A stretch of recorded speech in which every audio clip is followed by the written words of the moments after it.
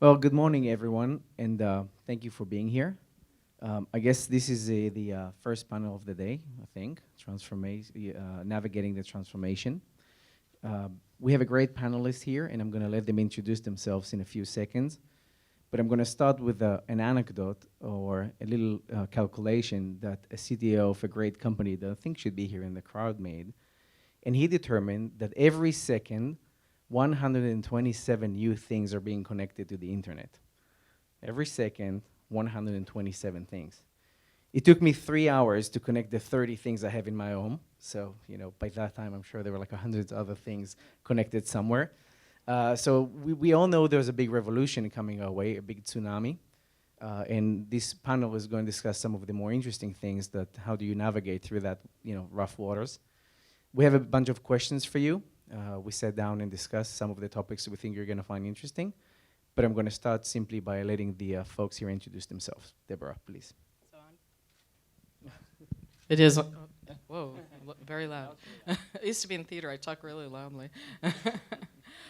So I'm Deborah Magid. I'm in the corporate venture group at IBM that has strategic business development relationships with venture capitalists and the entrepreneurial ecosystem around the world. We do very little direct investing, but we have incredible programs for startups, which we can tell you about sometime. We stood up an IoT division in January. We did IoT before, but to have it really as a business. There's a great guy who's the general manager running that. Most of our applications are industrial. We look at other things as well and do, the odd other application, but mostly industrial. So we can talk about adoption and where that stuff is going. Hi, I'm Charlie Isaacs. I work for Salesforce, and people know us as an SFA company or a CRM company, but over the last 5 years or so, we've reinvented ourselves as a platform company. And I've got the best job at Salesforce. Don't tell my boss, he might dock my pay. I'm the CTO for the Internet of Things. And over the last 3 years or so, I've been focusing primarily on Internet of Things. And originally it was evangelization, and now it's incubation, because I'm more and more often having workshops with my customers, hooking them up to Salesforce. And we've got over 70 use cases now, 70 customers that have connected their products and devices.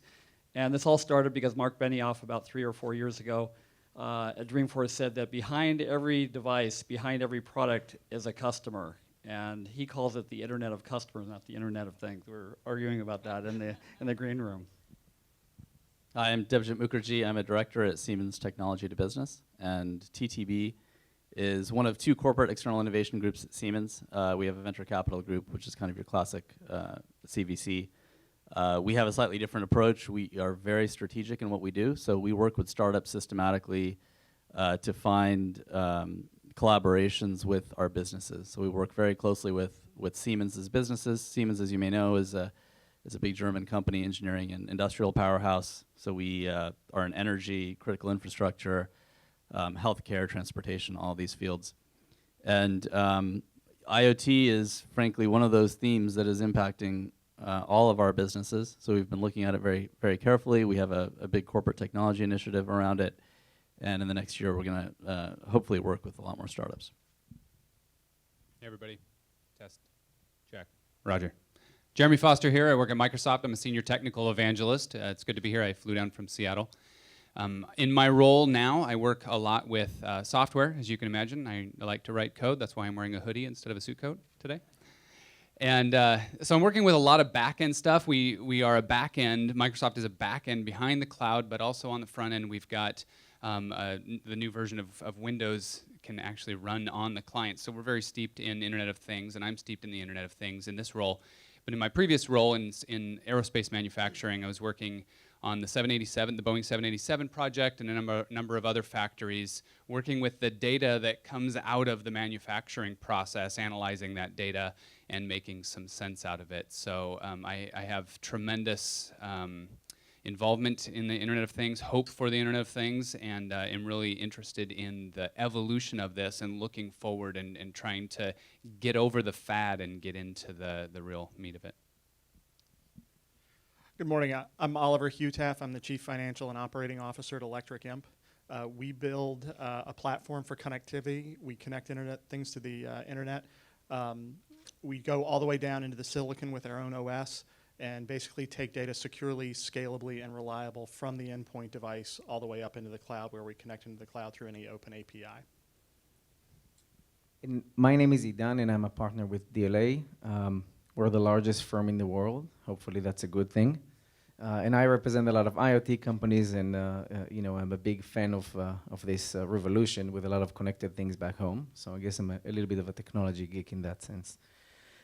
We have a bunch of topics to cover. We're going to talk about trends in IoT, startups, data analytics, innovation, and then open the floor for Q&A. And the first question is for Charlie and Deborah, if you can lead that discussion. And it goes to the transformation. What are the trends that we see in IoT, the main trends, and how do we see IoT as changing people's life and behavioral? Sure. I also want to give a plug because Siemens, IBM, and DLA are all sponsors of SV Forum, which we love. Thank you, Denise. And I also have the most fun job in the world because I get to travel everywhere and see what's new. I said we don't invest in startups, but we do buy them, and we do partner with them, so there's a lot of business being done. So that's one of the trends, which is that there is a lot of business being done. It's not a, there is some hype around it, obviously, but real stuff is happening, and some of it's, down in the weeds, checking rail lines to make sure that wheels of the train don't go out of round. That's actually an IBM project. Last year, the wearables hadn't really taken off, although if you went to CES, you wouldn't believe that because half the exhibits were things for health and fitness. But they are starting to, and even the Watson Group is looking at how you can have a personal assistant to monitor your health and help you with your life, and so these things are starting to become real. It's still the truth that there's more money being made in industrial, but there's a lot of new things being invented by startups and by corporations all over the world. We have a business plan competition, and the winning company was from Hong Kong and has a smart camera that detects wildfires. So it's a lot of the things that are being invented have to do with people's lives, and so one of the things I've been tracking is that social impact investing has increased, and some of the startups that are doing things in the Internet of Things are getting money from people who are trying to improve the world. Okay, so I'm answering the question about transformation, right? Right. Okay, great. So well, first of all, I want to shout out too, because everybody here is either a partner or a customer, and how many Salesforce partners Should have are said in there? Microsoft too. Microsoft's also a sponsor. Yeah. So any Salesforce customers out there? Good. Thank you very much for being a customer. Appreciate it. But IBM's a great partner. Global Solutions, they help implement. We've got Electric Imp, who you were Dreamforce on our show floor. We were integrating to them. Microsoft is a huge customer of ours, and vice versa. Great partner. Siemens, great customer. We actually connected, I think, one of your, we have a windmill or something that we connected, some wind turbines and things like that. We connected that for you. So the transformation story that I could tell would be about companies like, how many people have seen like Flo on Progressive with the little dongle that she gives? Have you seen the dongle you plug in your car, the OBD dongle? Okay. So we have several companies like that now that have built on our platform. And those are onboard diagnostic dongles you plug into your ignition, and they monitor your onboard computer. It's the onboard computer that tells you that your air light's on and doesn't give you any information.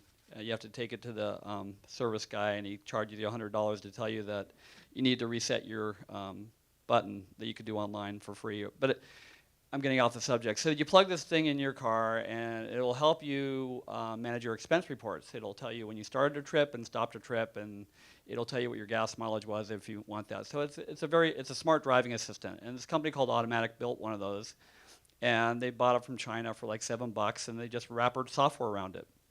So what they did was they said, hey, why should we just do this? Well, let's build a platform for innovation. Let's transform the business by doing that. So companies picked up on that, like Progressive, and now you can do things like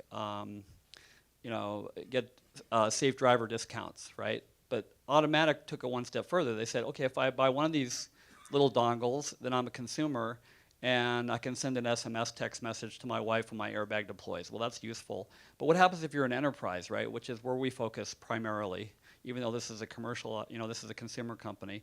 They said, okay, if we buy 1,000 of these, then I'm a fleet management company. Why not plug each of these dongles into a truck so I can manage my truck fleet?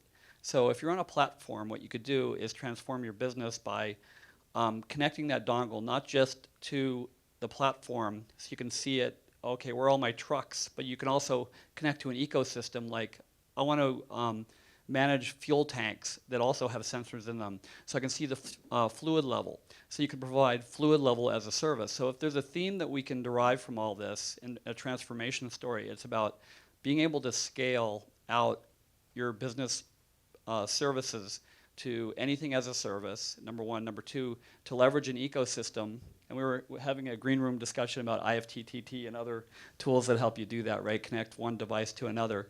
So you can do that. But then a company called Dependable Auto Shippers, they took that dongle concept and they built their whole company around transporting a vehicle from the East Coast to the West Coast by plugging those dongles into their trucks so I can manage my vehicle when I ship my vehicle from the East Coast to the West Coast. So they were like a 100-year-old company that transported vehicles. Now they're a modern company, and as a consumer, I can track my vehicle. And anyway, I'm talking too much. Did I answer your question? I mean, those are a couple of transformations. I think it does. I think it's interesting to hear what you guys are saying, Deborah. I think the wearable sub-revolution within IoT seems to be getting there. I mean, I think the Fitbit IPO was a good IPO. I think if you go to CES to the IoT section, first you have to go through the drone section, which is kind of like weird because everything is buzzing around. But then if you go there, you've seen last year a lot of wearables, right? And there's a sub-revolution relating to connected cars, and I think we've passed the sensors and lights, and it seems like things are becoming more advanced in IoT, right? As we pass sensors, lights, wearables, cars, and now things are further moving forward. But an interesting a related topic, which brings me to the next question, is what's the adoption of all of these sub-revolutions? Are people actually using it? And maybe Oliver and Debjit, this is for you. If you can answer, that question, what are the current trends in adoption, both on the consumer side, but also on the commercial and industrial side? So I can speak to the industrial side. I think the adoption is slow to begin with. This is still a relatively new topic. Everyone's heard of it, but most of the businesses that we serve at Siemens are trying to figure out exactly what it means for them. So we are in the process of defining IoT. We see a lot of startups out there and a lot of solutions out there that their kind of technology is looking for use cases. In many cases, the founders and the inventors themselves don't know exactly how to apply them. So I think that's where Siemens plays a very important role, is helping to define those use cases, define the value propositions. In many cases, the use cases are defined. I mean, IoT overall, if you think about the theme, it's about having awareness everywhere and at all times, which is this kind of unprecedented, pervasive sensing that we just didn't have before. One thing, though, that I will say about industrial situations is that, first of all, many customers are hesitant. So if, for example, if you're a grid customer or if you're in transportation or manufacturing, a lot of these customers are hesitant to add new sensors, especially a lot of new sensors. So IoT is also about volume. It's not about specialized sensing. That's been around for decades. This is about volume, about putting sensors everywhere.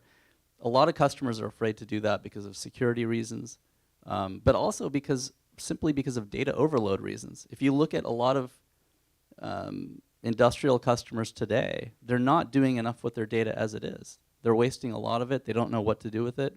We're streaming data from our wind turbines every second, and a lot of that data is stored, and probably we're hoping to mine it for future use, but there's a lot of data that's just not being used today. So, one of the barriers to adoption is, first, convincing customers is about defining the use cases, defining value propositions, and in many cases, first kind of solving this data problem before you add additional hardware. So anyway, I think Siemens has a lot to do with helping to define the value propositions, and one of the things that we're after is trying to work with startups and other innovators to help them bridge that gap.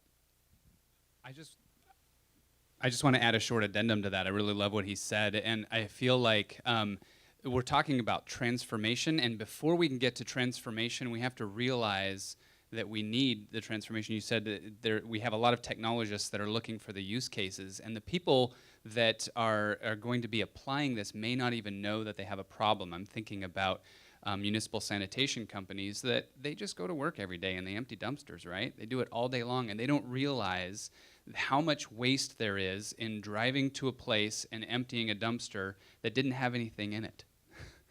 And to realize that we have this problem that IoT can solve is going to take a paradigm shift. It's going to take a lot of time for not just the people that have the technology, but the people that are going to consume it to realize that there's a need for it and realize that modern technology can save them maybe tens of millions of dollars. So from our perspective, we started off early in the consumer space. As we were proving our platform, one of the benefits of consumers, reasonable volumes, and certainly quick time to markets. And so we saw a lot of adoption early on that was based on features. And I think if you think about consumer devices, there are a lot of things you can do to offer interesting features that people find interesting. And so you sell 10, 20, 30% more units, whatever it may be.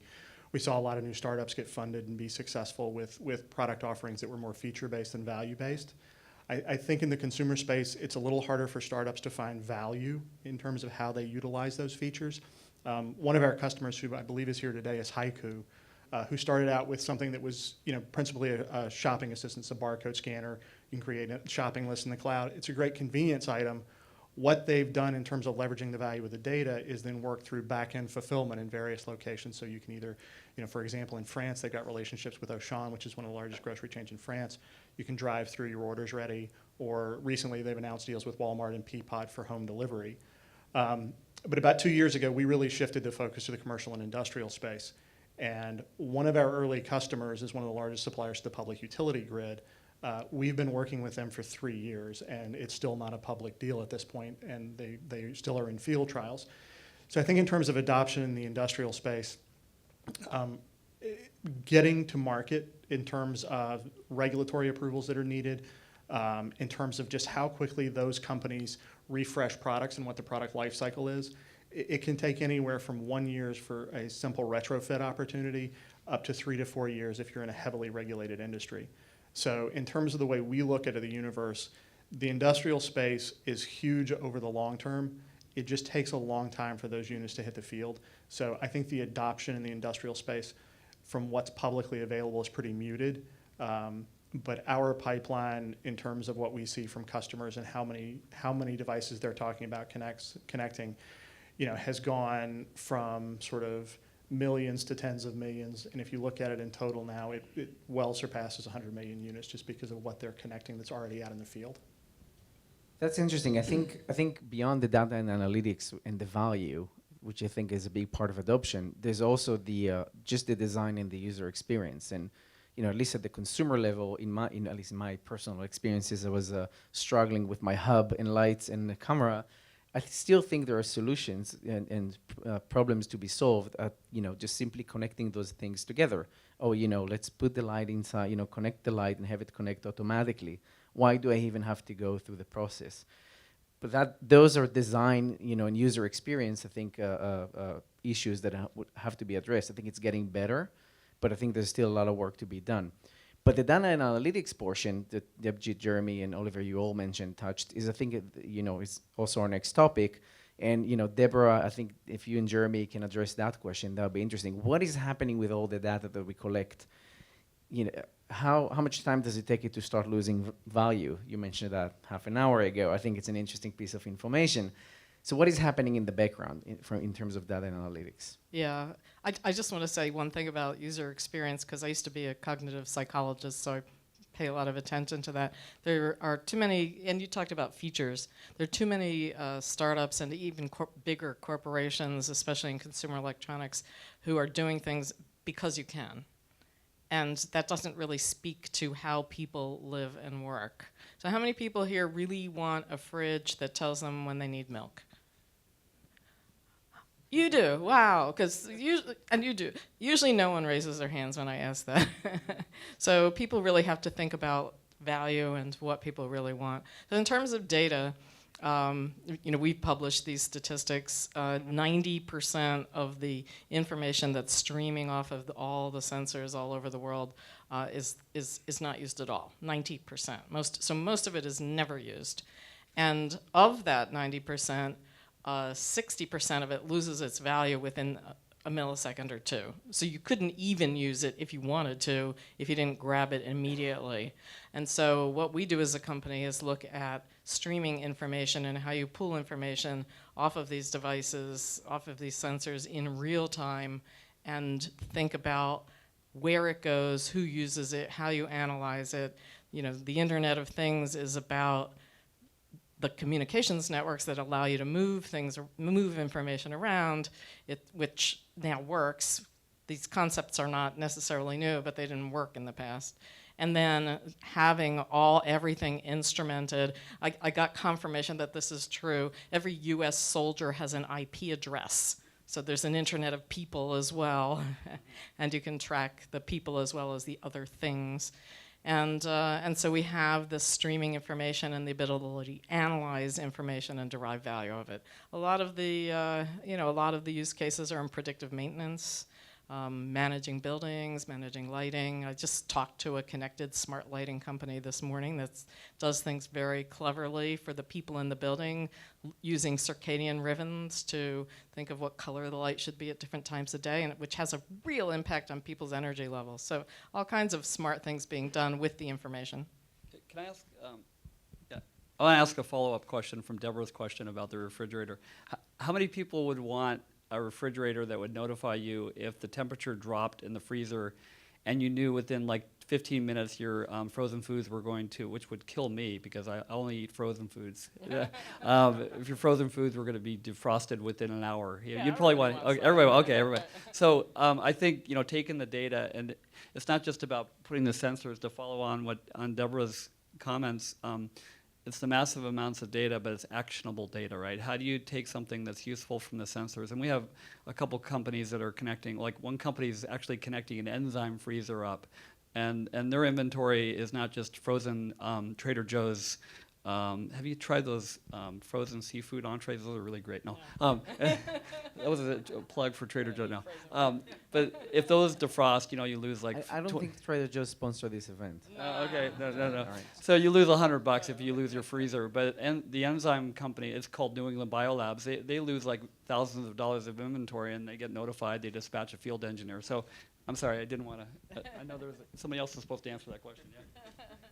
So we're talking about data and analytics, and I always say that if you have one smart device, like one electronic device, you have a gadget, and it's only interesting when it starts talking to other gadgets or when it starts talking to the cloud, which oftentimes I think the difference between those two things is narrowing.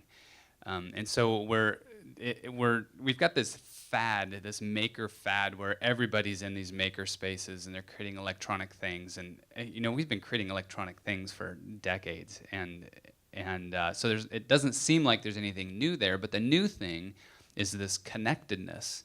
Most people don't like the term Internet of Things. I actually kind of like it because it takes all of these things and it highlights the fact that they're now connected to each other. And so some really interesting scenarios can light up. I have some videos that I like to show to, I talk a lot to student groups, and I like to try to engage and inspire them and get them into the world of technology and get their minds working because they have such young, fresh minds that come up with such good ideas. And I like to show them swarms of drones. You can just go search for drone swarms on YouTube, and you'll find that people have these really fascinating algorithms to get drones to work together. And it opens your mind to the fact that one thing is kind of novel and fun, but when it's talking to other things and doing something intelligent, that starts to look magical. And going forward, this is what our lives are going to look like. We're going to have this ubiquity of connection. We're going to have much more natural interfaces. In fact, at Microsoft, we have kind of a virtual program group called More Personal Computing, MPC, and it encompasses all of these technologies like our band and Cortana, which is the speech stuff, and HoloLens, which is something that you wear and allows you to see things that aren't really there. There's other ways to do that, but But anyway, we call it more personal computing because as we go forward, we're going to be less and less impressed. And my kids are, 1 and 4. They're going to not be very impressed with a mouse and a keyboard. Great, I can press the letter A and the A shows up on the screen. They're going to be impressed when they're riding in the car and they say, how tall is the Space Needle, Dad? And I say, I don't know. And then the computer jumps in and says, it's 621 feet tall. And I go, well, there you go. And it just feels natural. When these natural things light up, that's when it starts to feel magical. And so those things are enabled by everything that happens on the back end. And one of the trends I'm the most excited about is the machine learning specifically. I feel like there's a few core technologies that everybody has to have a little bit of experience in. We all have to know a little bit of software, like know how to write a little bit of code, know how to do a little bit of 3D design, and know how to do a little bit of machine learning, because it's one of those things that is going to be gigantic going forward. There is information in the data that your company creates that you're not paying any attention to. There are patterns that could save you lots of money, and you're dropping it on the floor every single day. And machine learning pulls those patterns out where people can only see 2 or 3 grades or 2 or 3 levels of data. Even if you're a 6 Sigma, you can only see a little bit of pattern. But machine learning can pull these patterns out and give you actionable data. Where when I was working in factories, we were able to save, say, $80,000 per part. And reduce waste from 32% down to 4%, or so, dramatic savings like this. And it's all just because of data that's already there. It's just what you actually do with it. And like somebody else mentioned, there's kind of this ubiquity of, or there's kind of this assumption that if you have Internet of Things, you have data that's being generated en masse. And the techniques for, and Microsoft's doing a lot in this, but I don't think overall we people have figured out entirely how to do this yet, how to mine all of this data and make sense of it, how to capture some of that 90% of data. Sorry, that was a diatribe. No, I think that's very interesting. I think we don't see enough output of what is that data, that is being collected, and what can we do with it, what can we learn from it. We're starting to see it, but we don't see enough. And that leads me to the next topic, which Oliver, maybe you and Debjit can take the lead on it, and that is, what are startups doing these days in IoT? What are the main, focus area for startups that you guys see, and what should it be? I mean, what would you like to see startups doing in IoT? And Deborah, I think it'll be interesting to hear your perspective from a bit of a venture arm, and the panel feel free to chime in, because I think this is a very hot topic. What are startups doing and what they should do? So I think from our perspective, and we're the only startup on the panel, but for us, it really was around looking at a need in the IoT. Our co-founder and CEO, Hugo Fines, built the hardware for the first 4 iPhones and designed the first Nest thermostat. So clearly very familiar with connecting products. While he was at Nest, one of the things that they were talking about was, okay, we're going to move from the thermostat to the smoke alarm in multiple products. And Hugo looked at it and said, what's really needed to fulfill the promise of the IoT is you need to allow great product companies to be just that. They need to be able to focus on where they add the most value, which is delivering great products, not become networking companies. And a lot of the early connected products were built by networking products. Hugo's favorite story is he bought a Wii connected bathroom scale that was okay from the connectivity standpoint. It was a terrible scale. So the goal for Hugo was to go into a space where nobody had an offering at that point and try to build a platform that was going to allow great product companies to focus on what they do best.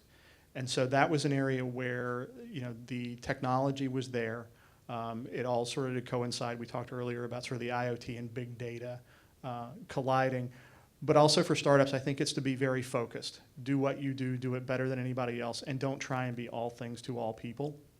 I think there are big players out there, several of whom are up on this panel, who have the resources and the companies have the reach to be able to really do that.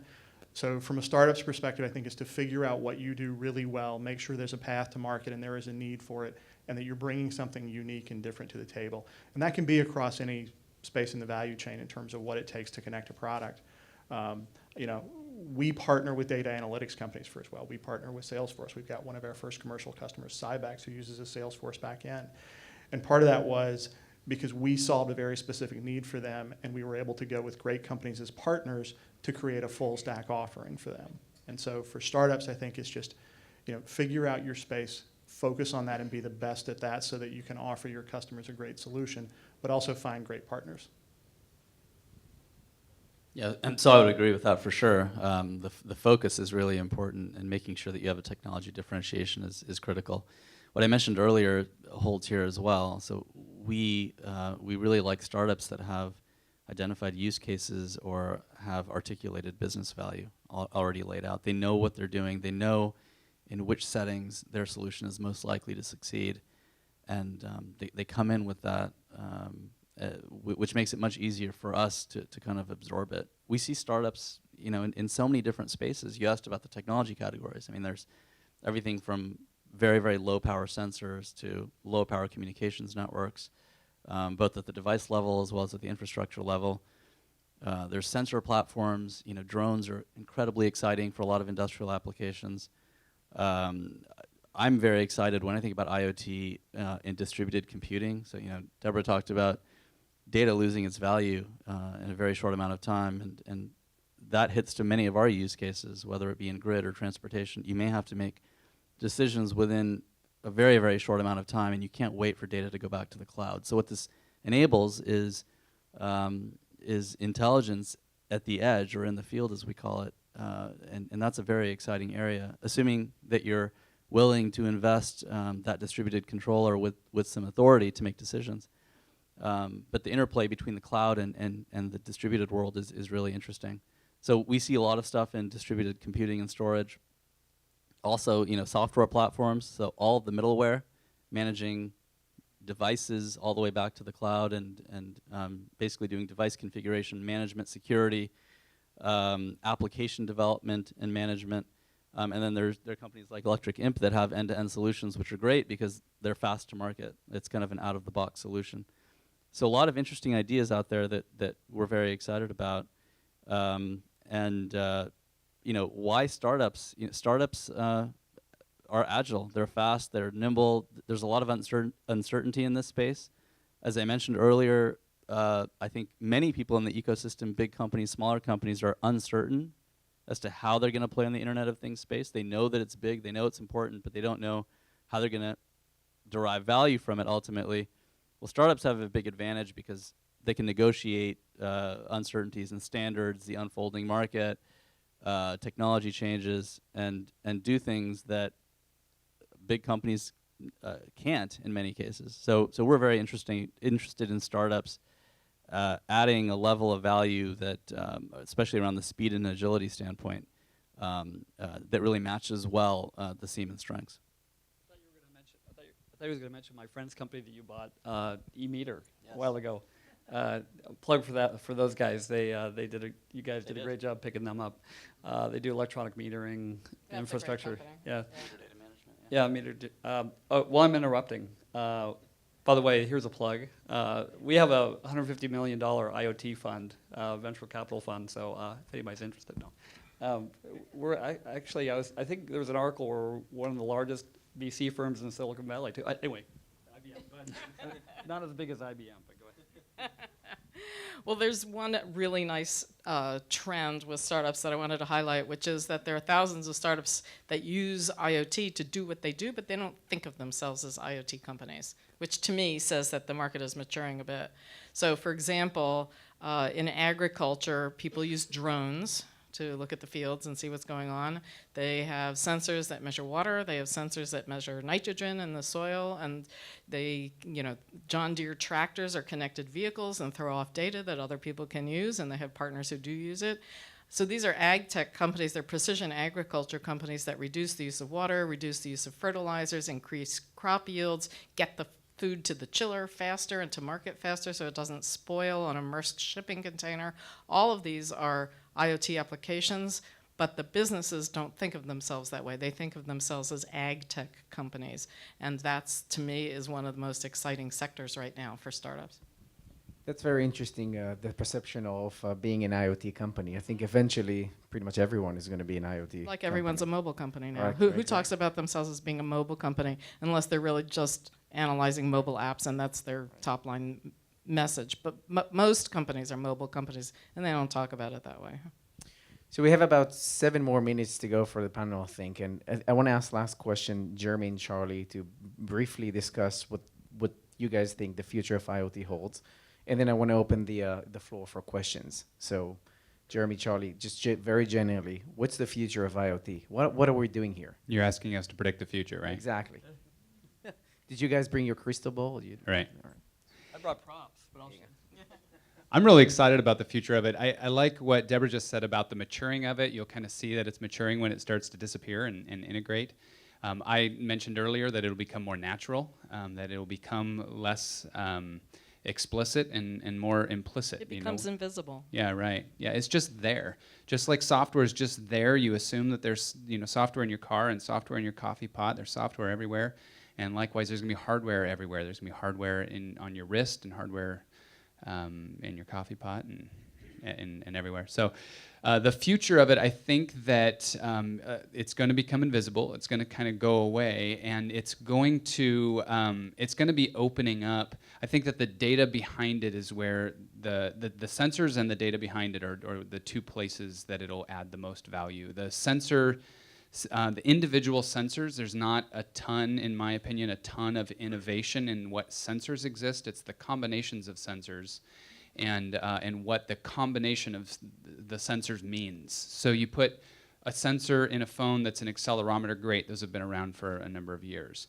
But you combine that with a magnetometer and a gyrometer, and now all of a sudden you have this high-level data about exactly what this mobile device is doing, and it becomes interesting. And we start to create APIs on top of this that allow us to very easily say, yeah, we can get information about the orientation of the device by combining these 3 sensors. And likewise, you put a collection of a dozen sensors on somebody's wrist, and then you're able to create APIs that just say things like, tell me if the person wearing this is happy, or tell me how many times a day they're going to the bathroom. And all these high-level things are able to happen because of these collections of sensors. So the sensors is one area, and then the other area is the stuff that happens with those in the cloud. And I love what Oliver said about that startups should be pivoting on what is their unique value, what is your core competency. You guys do not want, just like, for years, everybody's had an IT department, and Microsoft's like, get rid of your IT department, and let somebody else be in the IT business. You be in your business. You sell bread, or you do what you do,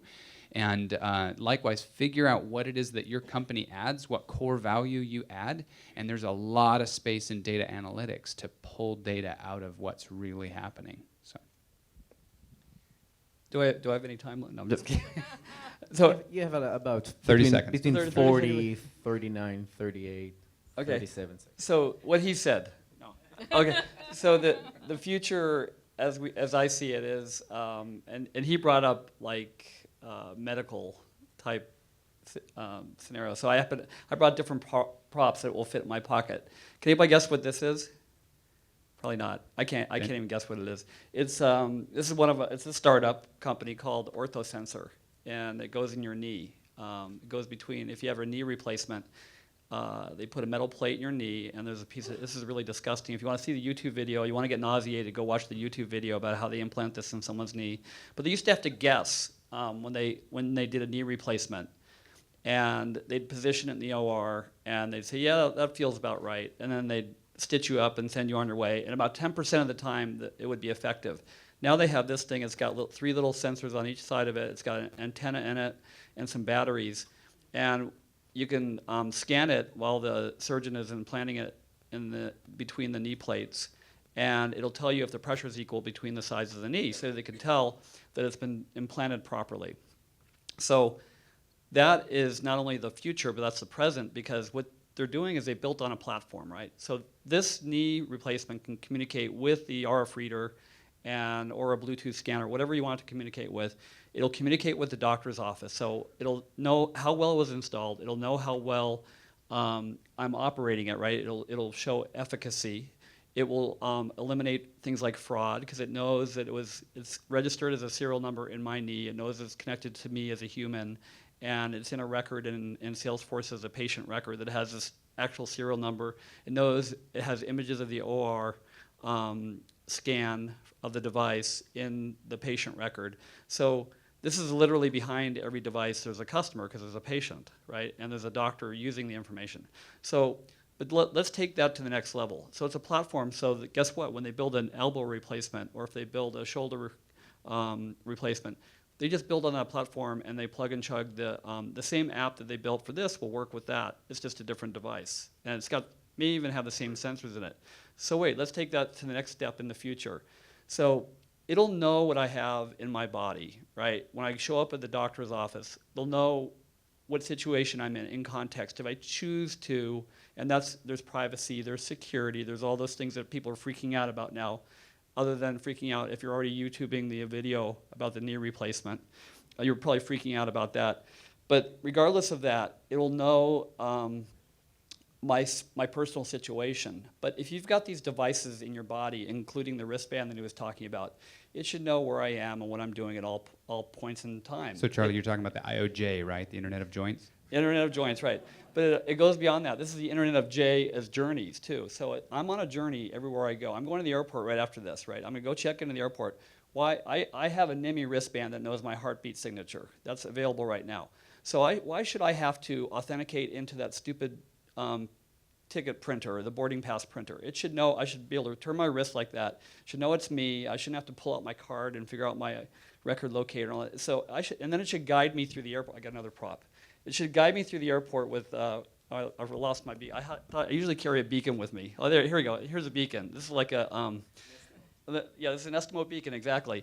So it should guide me to the airport. It should tell me where the club is. And then when I land on the airplane, the Avis rent-a-car company should know that I'm running out of time, I know. It should know that I landed, and it should switch contacts with me, right? So this is what this is like IFTTT. We were talking about this in the green room. This is taking IFTTT to the next level. You should be able to connect these journeys, right, up in like a designer, and it should flow with you as you walk through your life. And it will know where you are, what you're doing, and what you want to do next. And then guess what? You're in the rental car. It should check you into your hotel, right? And it should lead you through your hotel. It shouldn't have to get a hotel room key. Your wristband should open the door for you because it's a stupid. Okay, I should stop now. Okay, I'm not. Okay, I'm being told to shut up. Questions to this, please. Yes. So what do we do about the security agencies that want backdoors in all of our IT devices? It has to be all of them because you might have the encryption app in your insulin pump. So it's got to be all of them, and they want it all, and what should we do? Yeah, actually, we were talking about this last week because I had our cybersecurity exec out to meet with investors. And one of the tricky things for security companies is that the methods you use to find bad guys are the same methods the bad guys use to get in, because you have to get in to find them. And so the good guys stuff looks a lot like hacking. And so, you have to be very careful about I think we are going to have serious privacy issues that will take a long time to sort out. And I also think that there is a generational shift whereby I care, and my husband is freaked out by this stuff, but I care more about the fact that somebody might be watching me than a 20-year-old does. Right, exactly. The 20-year-old just confirmed that. It's true in so many sectors. It's true in banking. It's true. There was a time not that long ago. Well, it was a few years ago. Some kids in New York. The club kids were putting a chip in their wrist so they could get into the club, like implanting it, for God's sake. Please, yeah. Deborah, can you comment on the application of blockchain to the IoT? Oh yeah. IBM has done some prototype. Yeah, I will. The lady's asking about blockchain. IBM has a big effort in blockchain right now, and the blockchain is certainly applied to this. So blockchain was started by the cryptocurrency companies as a way to do the ledger. Bitcoin. They're not the only ones, but yes, Bitcoin as a way to do the settlement and make sure that the transactions and the movement of money was legitimate, and they knew who was doing what where. And so the trend now is for more mainstream businesses to use not the cryptocurrencies, but to use the blockchain, which was the ledger method, as a way to understand how things are moving. So I just met a company that uses blockchain to identify digital goods. So let's say you have artwork out in the cloud. You can actually authenticate not just who owns it, but how it gets lent or transferred or moved to another person, and the ownership of that IP stays with the digital item.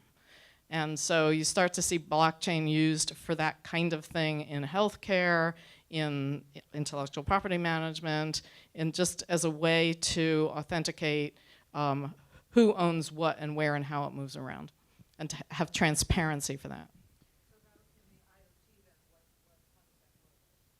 So in IoT, it does just what I said. It keeps track of what the ownership and movement of these things are to make sure that what's happening is legitimate. Can I give a solid use case would be, we call it social trust profile and social fingerprint. That's a good way to So if you have a printer, right?